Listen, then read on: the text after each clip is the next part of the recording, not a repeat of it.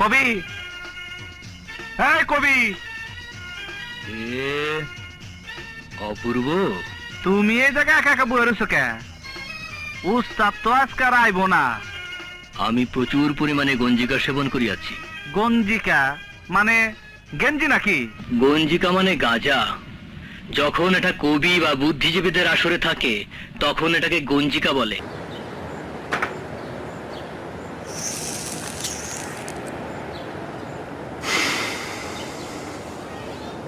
যখন এটা রংবাজ, মাস্তান, নেশাখোরদের আসরে যায় তখন এটাকে গাঁজা বলে।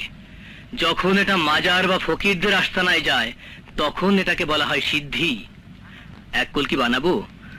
টানবে অপূর্ব? পাগল। আকাশে চিল উড়তে দেখেছো?